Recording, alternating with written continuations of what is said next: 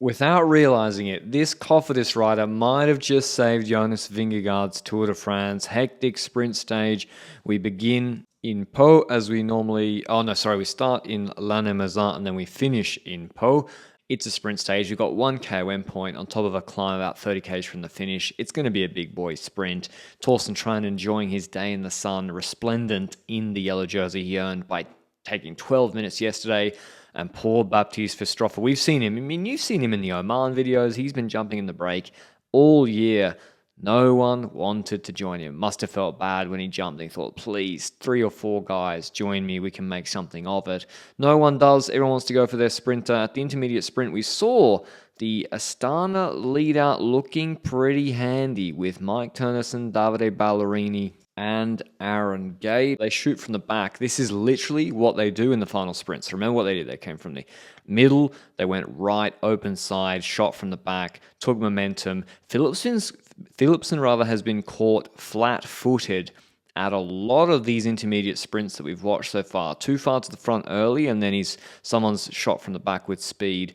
And Pedersen takes more points. The GC guys were chilling at the back today. So Vingegaard, Pogacar, all the GC guys were chilling at the back, and we get to that hill zone. No one really wanted to try to put the sprinters under pressure. Only Decline dropped. Verstroffer goes over, takes the first of the KOM points. So there's 2 KOM points he takes. Baudin is led out by Asgreen to take the remaining point. He does so.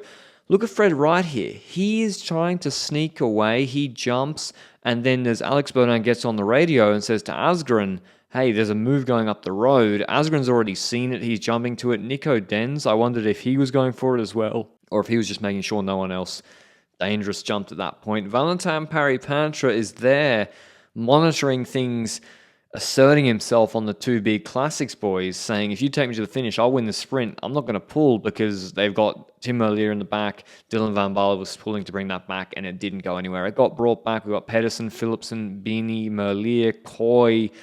Good sprint field. We're missing Magnier and Milan. Nonetheless, it's still a good sprint field. 6.8 k's to go. Cofidis lining out. They've got Fretin and Hugo Page. I think they were going for Hugo Page. This is 5.8 k's to go. So we have a 5k to go rule. If there's a crash at 5k's to go, you're safe. At 600 meters to go, there is a pinch point and a chicane, and it all goes wrong for a lot of riders. I mean, in the end, no GC rider... Well, they might have lost time. We've got this right-hander narrowing. We have, similar to the hay bale incident with Kung and Roglic, Molinar, well, there's already riders being pinched. So the quick stepper here, he's trying to brake to avoid being overlapped by the Jayco. Molinar, then, I'm not sure if he was going to crash or not, but the hay bale or whatever it is has been brought into the road. He then clips that, goes down, there's a crash. There's a split in the peloton, and the split is before 5k's to go, so you don't get the benefit of the rule. You're going to get your own time. There's no time to come back.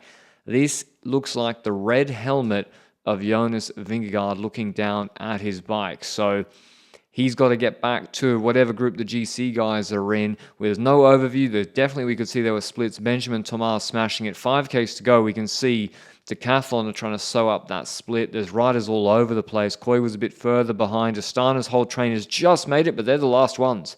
Like, it's split just behind Astana.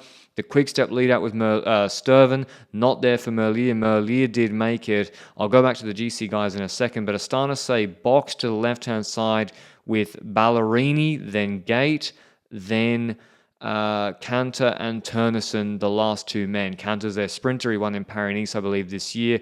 Cofidis man goes flying. He's sent into the hedges by an NSN rider. There's more splits. It's sewn up by Ineos for Dorian Gordon. UNOX are going for Sir and Varenshold. 2k's to go. NSN are looking good. They've got 2 men for Bini. They've just got to move up for this corner, maintain that front position, but not hit the front too early. They probably want some other team to come, and it's Astana. So Astana, once again, Alpecin are not together with Philipsen. They're caught flat-footed. Astana shoot the right, open side, like they did at the intermediate sprint with 1,500 meters to go. Ballerini gets to the front, carries speed, and then they're perfectly slotting in on the right-hand side. Olav Koy goes on the inside. His teammate, probably, I think it's Case Boll, he's going to try sweep his wheel, and Koy goes and uses this corner to slot himself onto the Astana train. So he squeezes the NSN train, or Bini gets squeezed a little bit, as well as his lead out through that corner. So Coy does it magically, squeezes himself here, but he doesn't fight. See what? He doesn't fight for Turnesson's wheel. Bang, he just lets the wheel go ahead of him, and he slides more gradually onto Cantor's wheel. He wants to sit on Cantor's wheel, shoot from the back at 200 meters to go. And look at this, Astana lead out. Ballerini pulls off. Then it's Ricard. He looked back before. He looks back again. You can't see Philipsen in this shot. Philipsen not there. Merlier not there. Pedersen in okay position on Turgis' wheel. And so it's Aaron Gate, the track specialist. He got a second chance late in his career to work at Astana after he'd been on Burgos Biace and had been very good on the sort of Pro Conti circuit. Turnison winds it up 400 meters to go. Cantor there.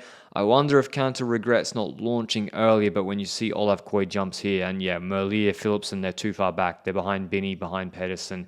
When Coy launches, he's got no equal. So pretty entertaining sprint. Astana's lead out looks really, really good. I would say we didn't get to see quick steps. Alperson's got to get it right. They got caught flat-footed a few times, and then Philipsen was too far back, and then they had to come the long way around. Coy wins his first Tour de France stage at the first time of asking. The big signing for Decathlon this year. It was in doubt big time that he would turn up to this Tour de France and be selected, because he was sick for the first part of this year. Then he returned with a bang at Mayenne and Belgium Tour, put himself on the start line and wins by bike lengths. But look at this. Going back to the GC guys, Tadej Pogačar 14 seconds behind, leads that group over the line with Del Toro there, Sykes, Carapaz, Pidcock, Remco. Where's Vingegaard? Ayuso's probably there as well. Everyone's sliding through, and remember the rules. You get your own time if you're in that crash. If there is a 3-second gap between one rider and another rider in the chain, then the time between Vingegaard and Pogačar is counted, which can actually be quite a lot of time. So from the rear wheel of the Decathlon rider to this Cofidis rider, let's count it. It's 2.1 seconds, or 2.10 of a second. But now there has to be no gap from the Cofidis rider to the Visma riders. Otherwise, Vingegaard will get put on like 12 seconds to Tadej Pogačar. Re-roll the tape again, it's 2 seconds exactly. So the Cofidis rider, I think it's Hugo Page, perfectly put themselves between Piganzoli and the Decathlon rider's rear wheel. Vingegaard finishes on the same time. Coy wins the stage ahead of Cantor, Merlier, Hubarts, Jasper Philipsen, Biniam Girmay, Pedersen, Fratin, Turgis, and Søren Varenshold. Here's what he had to say after the stage. After a couple of hard days here already, had to wait till this day to get this first chance to sprint in the Tour, and to immediately win is unbelievable. In terms of GC, no changes from yesterday. Tryon keeps the yellow jersey. Tomorrow we have the Tourmalet stage, big stage, only mountain stage in the first week. 17 Ks of climbing. What do you think will happen? We've got a vast sort of false flat drag to the finish afterwards. I think it's going to be a pretty entertaining stage. Hope you enjoy the video. I'll see you the recap then.